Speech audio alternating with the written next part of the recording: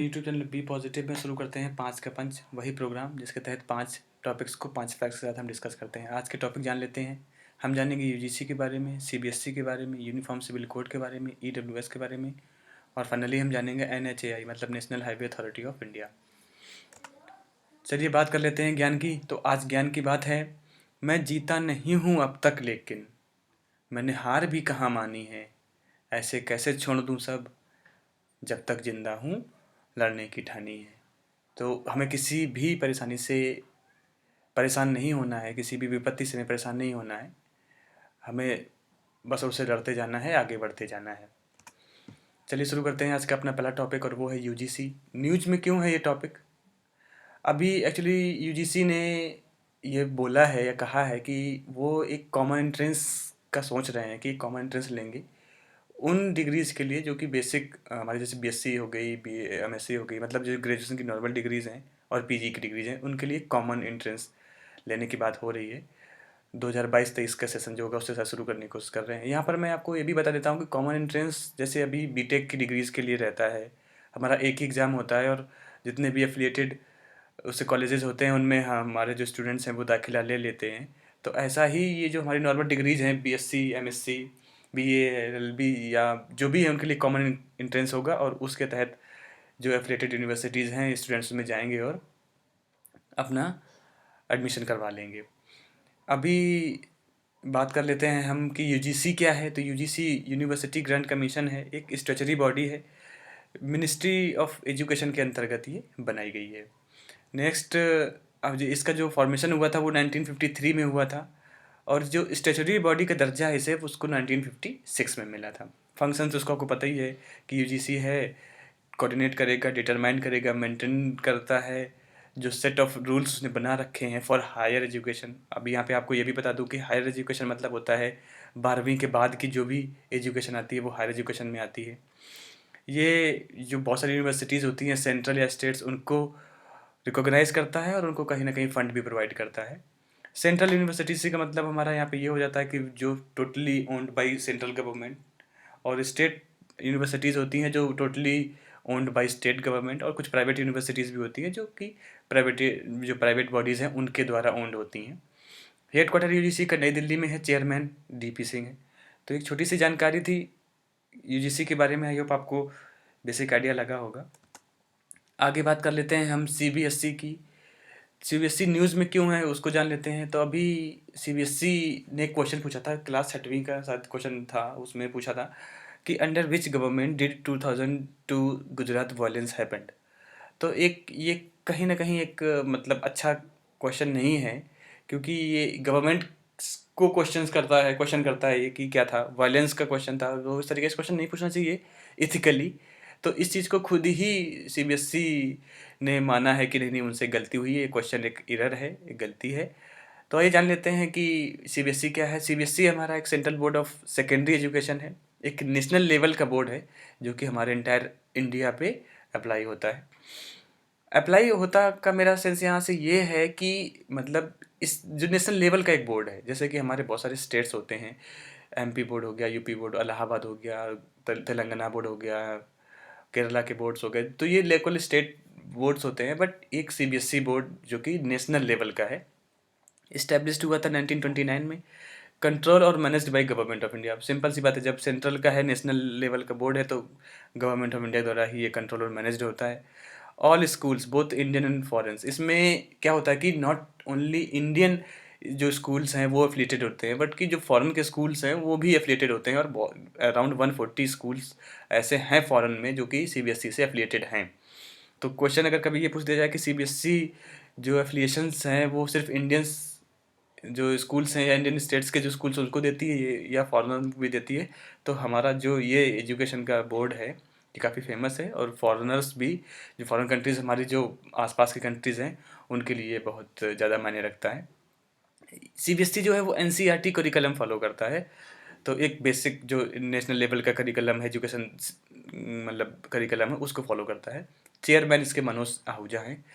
यहाँ पे उन चेयरपर्सन का नाम शायद ही किसी एग्जाम में पूछा जाए, बट मैंने यहाँ पे इस वजह से आपको दिया है, बताया है कि एक तो ये आईएएस होते हैं, मतलब सिविल जो सर्वेंट होते हैं वो होते हैं। तो एक तो हमें ये जानना था कि सीबीएसई का अगर चेयरमैन है तो एक हमारे सिविल जो सर्वेंट होते हैं वो होते हैं। दूसरी ये होती है कि क्वेश्चन जो पूछा है कि गुजरात वायलेंस पे, वो कहीं ना कहीं एक बड़ा क्वेश्चन है, एक विवाद वाला क्वेश्चन है। तो इस वजह से भी चेयरपर्सन का नाम पूछ सकते हैं कि किन्होंने, किनकी वजह से हुआ है, किन्होंने माफ़ी मांगी। ऑफिशियल लैंग्वेज हिंदी और इंग्लिश है। मतलब जो करिकुलम है, जो बुक्स प्रोवाइडेड होती हैं सीबीएसई की, उनको उनका जो लैंग्वेज है वो हिंदी और इंग्लिश ही है।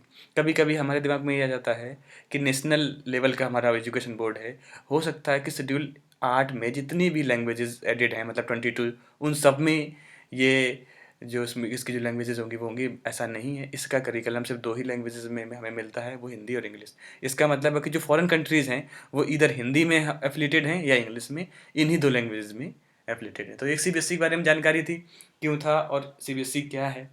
आई होप आपको अच्छा लगा होगा। आगे बढ़ते हैं। आज का हमारा जो नेक्स्ट टॉपिक है वो है यूनिफॉर्म सिविल कोड। बहुत हमेशा से मांग आती है कि हमें यूनिफॉर्म सिविल कोड अप्लाई करना है। आज जानते हैं कि यूनिफॉर्म सिविल कोड एग्जैक्टली है क्या।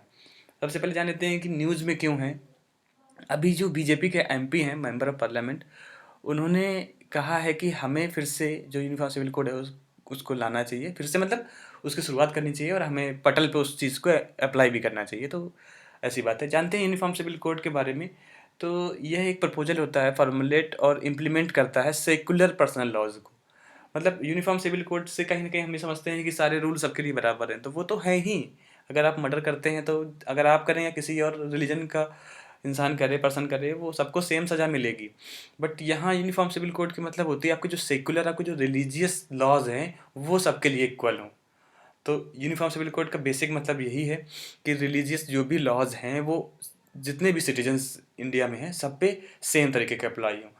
पर्सनल लॉज जैसे मतलब हमारे पब्लिक लॉज होते हैं, मतलब कि उनका परिधान, कपड़े पहनने का कोई बहुत सारे ऐसे परिधान होते हैं जो लोग किसी विभिन्न विभिन्न तरीके से पहनते हैं। तो उसमें भी होता है कि आप एक पर्सनल इस यूनिफॉर्मिटी आए कि इस तरीके के ही परिधान पहनने हैं। ये कवर करता है मैरिज को, डाइवोर्स को, इनहेरेंट एडॉप्शंस को, बहुत सारी चीज़ों को, कि मैरिजेज का अलग अलग प्रावधान है, डाइवोर्सेस का भी अलग अलग प्रावधान है। अभी ट्रिपल तलाक जैसे हुआ, उस पर बहुत सारी वाद विवाद हुआ, फाइनली उसको हटाया गया।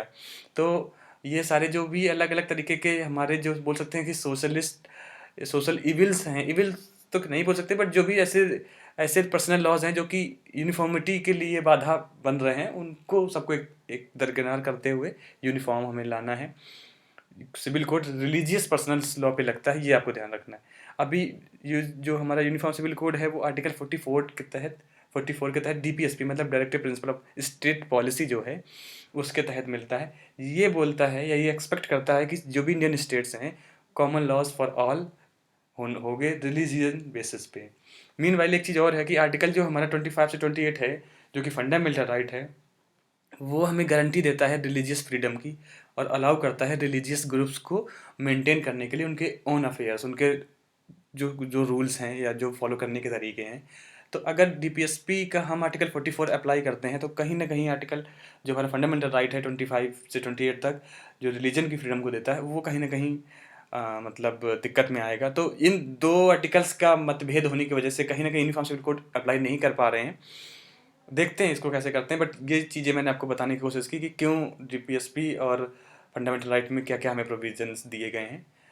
अभी ऐसा नहीं है कि जो हमारा यूनिफॉर्म सिविल कोड है अभी बात चल रही है, इस जो कॉलोनियल पीरियड था उससे ही बात चली आ रही है। बहुत सारे सोशल इविल्स थे, धीरे धीरे करके उनको हटाए भी गए हैं।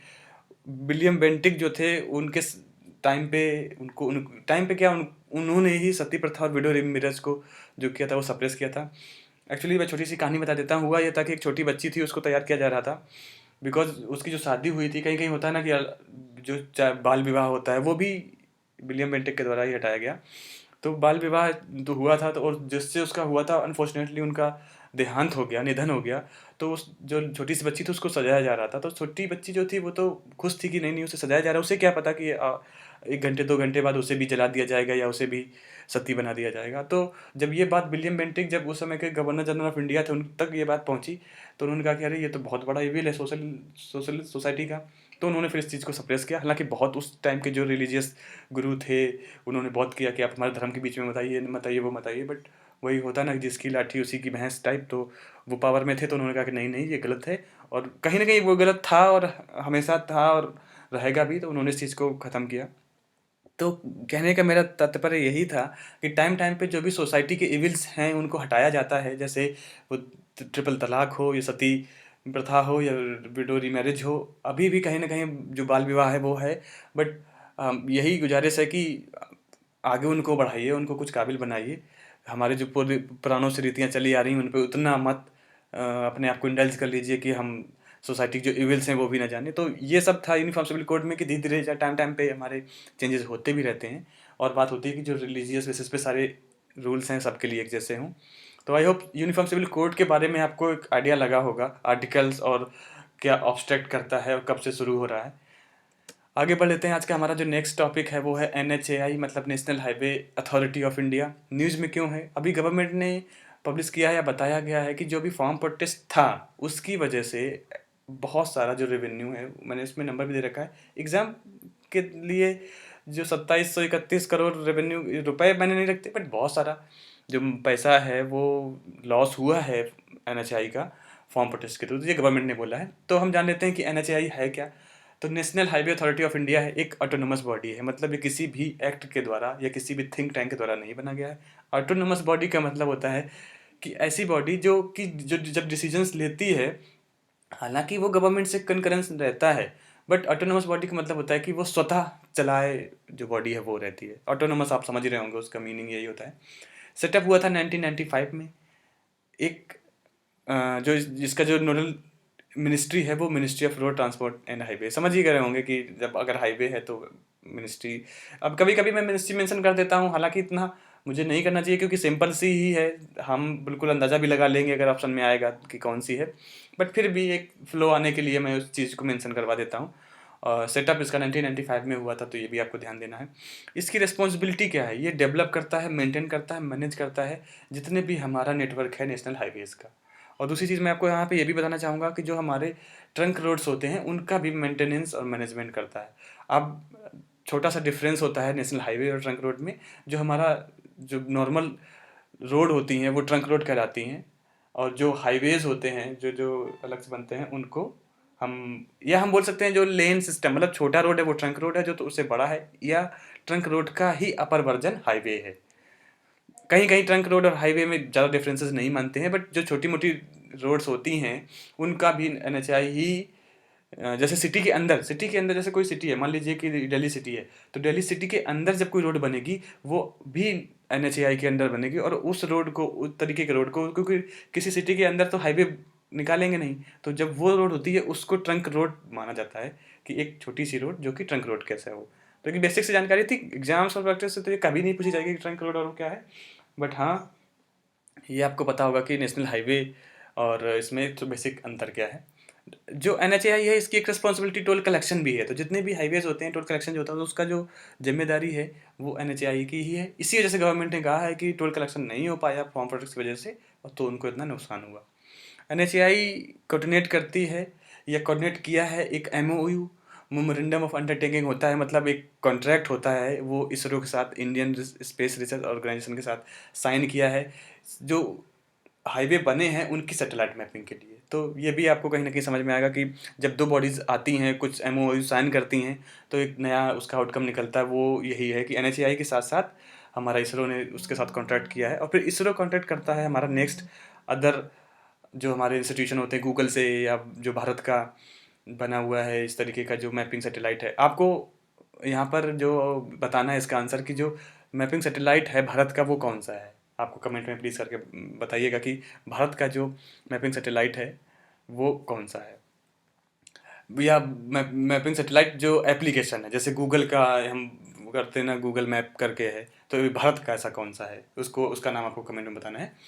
इसके बाद इसके बहुत सारे प्रोजेक्ट रहे हैं NHAI की, जैसे कि गोल्डन कोऑर्डिनेटर, स्वर्णिम चतुर्भुज के नाम से जाना जाता था, कनेक्ट करता था 4 स्टेट्स को, या 4 स्टेट्स के बड़ी बड़ी सिटीज़ को, चेन्नई, कोलकाता, दिल्ली एंड मुंबई को।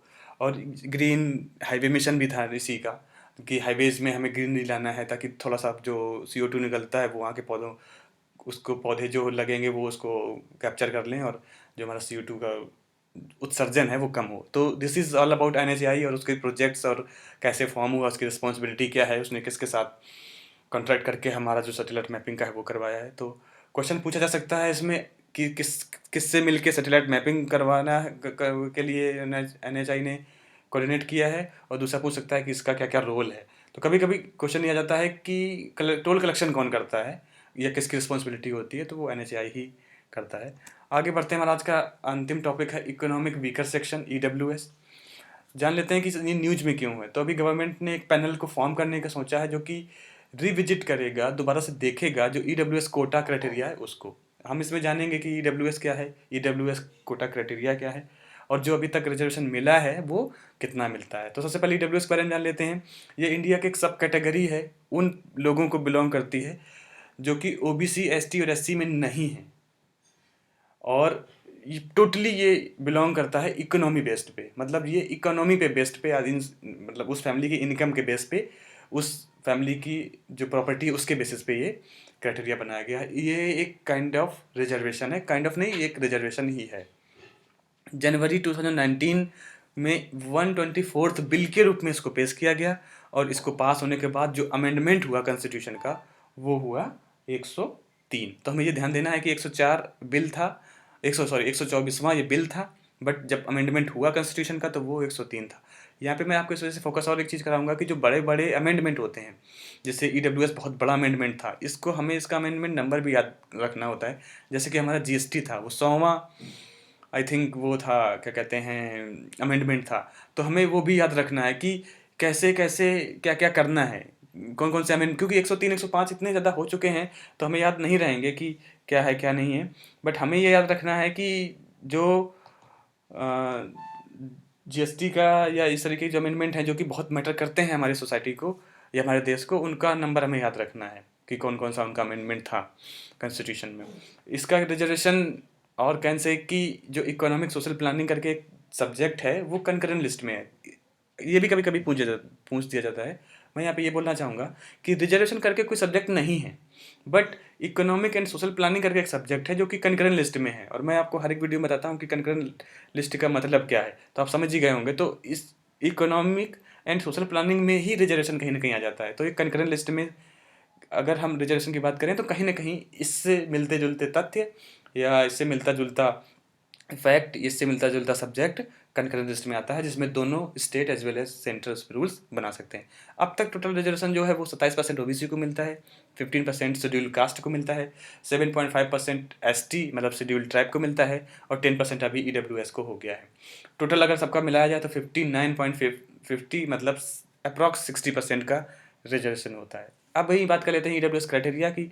तो उस पर होता है कि फैमिली की जो इनकम है वो 8 लाख से कम होनी चाहिए, उनके पास 5 एकड़ से एग्रीकल्चर लैंड कम होना चाहिए, जो रेजिडेंशियल फ्लैट एरिया है रहने वाला वो 1000 स्क्वायर फीट से कम या उतना ही होना चाहिए। तो ये फैक्ट्स थे, एग्जाम्स में पूछ सकते हैं, इवन पूछते भी हैं। तो आई होप आपको EWS के बारे में छोटी सी जानकारी मिली होगी।